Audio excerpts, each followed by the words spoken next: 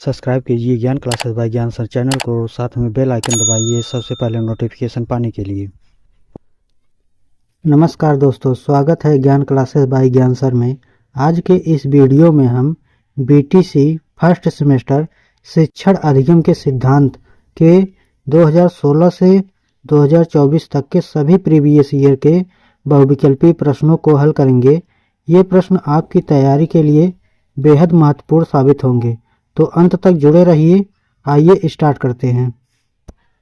2016 का पहला क्वेश्चन है, शिक्षण पुनर्बलन की आकस्मिकताओं का क्रम है। यह कथन है। पहला है क्लर्क का, दूसरा है केपी पांडे का, तीसरा है बीएफ स्किनर का, चौथा है एनएल गेज का। तो इसका आंसर हो जाएगा बीएफ स्किनर का। इसका राइट आंसर हो जाएगा तीसरा। आगे देखते हैं दूसरा क्वेश्चन। दूसरा क्वेश्चन है, शिक्षण का प्रमुख अर्थ है। पहला ऑप्शन है मार्ग प्रदर्शन, सिखाना तथा सूचना देना, दूसरा है प्रेरित करना, तीसरा है क्रियाशीलता व संबंध स्थापित करना, चौथा है उपयुक्त सभी। इसका राइट आंसर हो जाएगा चौथा, उपयुक्त सभी। अगला क्वेश्चन देखते हैं।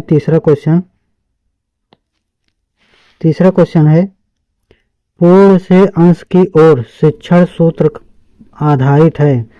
इसका ऑप्शन है पहला जीव विज्ञान पर, दूसरा है गेस्टाल्ट मनोविज्ञान पर, तीसरा है प्राणी विज्ञान पर, चौथा है बाल मनोविज्ञान पर। तो इसका राइट आंसर होगा गेस्टाल्ट मनोविज्ञान पर। राइट आंसर दूसरा होगा, दूसरा विकल्प। आइए चौथा क्वेश्चन देखते हैं। चौथा क्वेश्चन है, छात्रों की शिक्षा सर्वदा स्थूल वस्तुओं तथा तथ्यों से होनी चाहिए, शब्दों, परिभाषाओं तथा नियमों से नहीं। यह परिभाषा किसने दी है? पहला है पेस्टालॉजी ने, दूसरा है जॉन डेवी ने, तीसरा है रूसो ने, चौथा है अरस्तु ने। तो इसका आंसर हो जाएगा रूसो ने। विकल्प तीसरा राइट आंसर हो जाएगा। अगला क्वेश्चन देखते हैं। पांचवा क्वेश्चन है, प्रत्येक छात्र को अलग अलग शिक्षण देना है। पहला है वैयक्तिक शिक्षण, दूसरा है सामूहिक शिक्षण, तीसरा है सहभागी शिक्षण, चौथा है दक्षता आधारित शिक्षण। तो इसका राइट आंसर हो जाएगा क्या? वैयक्तिक शिक्षण। क्योंकि प्रत्येक बच्चों को अलग अलग शिक्षा देनी है, तो वो जो है वैयक्तिक मतलब पर्सनल उसको शिक्षा देनी पड़ेगी। आइए छठवां क्वेश्चन लेते हैं। छठवां क्वेश्चन देखते हैं। करके सीखने के सिद्धांत पर आधारित शिक्षण विधि है। पहला है किंडरगार्टन विधि, दूसरा है मॉन्टेसरी विधि, तीसरा है डाल्टन विधि और चौथा है उपयुक्त सभी। तो इसका राइट आंसर हो जाएगा उपयुक्त सभी। ये विकल्प चौथा राइट आंसर हो जाएगा हमारा। आगे देखते हैं। सातवां क्वेश्चन है, विज्ञान शिक्षण में सहायक सर्वाधिक उपयुक्त शिक्षण विधि है। पहला है कहानी, दूसरा है प्रयोग प्रदर्शन, तीसरा है खेल, चौथा है व्याख्यान। तो इसका राइट आंसर हो जाएगा क्या? प्रयोग प्रदर्शन। क्योंकि विज्ञान में जो है प्रयोगशाला में प्रयोग किए जाता है, सर्वाधिक उसी में होता है। आइए आठवां क्वेश्चन देखते हैं। पर्यटन विधि सर्वाधिक उपयुक्त है। पहला है भाषा शिक्षण में, दूसरा है गणित शिक्षण में, तीसरा है भूगोल शिक्षण में, चौथा है संगीत शिक्षण में। तो इसका राइट आंसर हो जाएगा भूगोल शिक्षण में।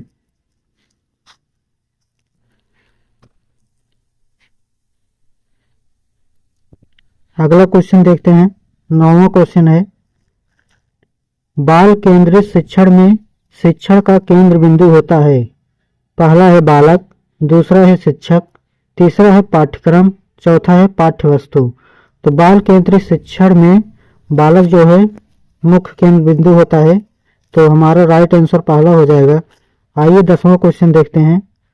10वां क्वेश्चन है, एक समय में एक से अधिक कक्षाओं में एक साथ शिक्षण की व्यवस्था करना है।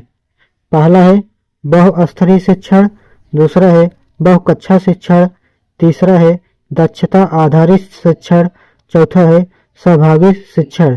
तो इसका राइट आंसर क्या हो जाएगा? बहुकक्षा शिक्षण, दूसरा ऑप्शन राइट हो जाएगा। आइए 11 नंबर का क्वेश्चन देखते हैं। 11 नंबर का क्वेश्चन है, छात्रों की त्रुटियों को जानकर उन्हें दूर करने के लिए किया जाने वाला शिक्षण है। पहला है बहुकक्षा शिक्षण, दूसरा है समूह शिक्षण, तीसरा है उपचारात्मक शिक्षण, चौथा है निदानात्मक शिक्षण। तो इसका राइट आंसर क्या हो जाएगा? निदानात्मक शिक्षण, क्योंकि छात्रों की त्रुटियों को जब जान लेंगे तो उसको निदान किया जाता है।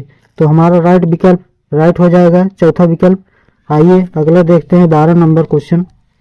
12 क्वेश्चन है, प्रस्तावना कौशल का प्रयोग किया जाता है।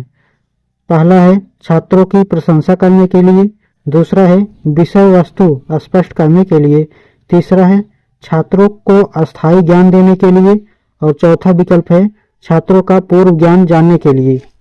तो जब बच्चों को पढ़ाया जाता है तो उसमें जो है प्रस्तावना निकलवाया जाता है, ठीक है। टीचर जो है प्रस्तावना निकालते हैं, तो उसमें क्या देखा जाता है कि जो छात्र होते हैं उनको कितना जानकारी है, तो उसको जानने के लिए जो है छात्रों का पूर्व ज्ञान जानने के लिए किया जाता है। तो हमारा आंसर हो जाएगा चौथा विकल्प, राइट आंसर हो जाएगा।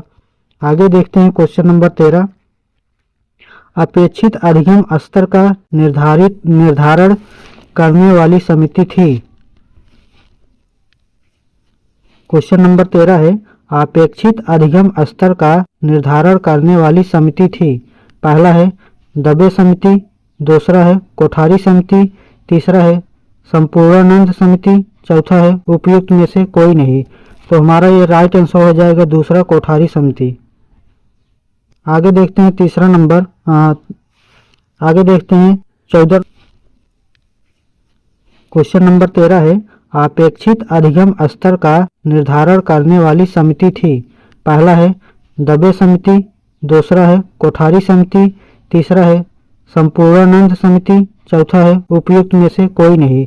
तो हमारा ये राइट आंसर हो जाएगा दूसरा कोठारी समिति। आगे देखते हैं 14 नंबर का क्वेश्चन, टेलीविजन सहायक सामग्री है। पहला है दृश्य सामग्री, दूसरा है श्रव्य सामग्री, तीसरा है दृश्य श्रव्य सामग्री, चौथा है उपयुक्त में से कोई नहीं। तो हमारा इसका राइट आंसर हो जाएगा क्या? टेलीविजन क्या होता है, उसमें सुनाई भी देता है और दिखाई भी देता है। तो इसका राइट आंसर क्या हो जाएगा? दृश्य श्रव्य सामग्री। ऑप्शन ये हो जाएगा तीसरा राइट आंसर हो जाएगा। आगे देखते हैं क्वेश्चन नंबर 15 है, उत्तम शिक्षण अधिगम सामग्री होना चाहिए। पहला है अल्प लागत की, दूसरा है बहुउद्देशीय, तीसरा है छात्रों के मानसिक स्तर के अनुरूप, चौथा है उपयुक्त सभी। तो ये जो है उपयुक्त सभी हो जाएगा, क्योंकि उत्तम शिक्षण अधिगम जो है ये सभी जरूरी हैं। दोस्तों अगर पीडीएफ डाउनलोड करना है तो नीचे डिस्क्रिप्शन में लिंक दे देंगे, वहाँ से डाउनलोड कर लीजिएगा।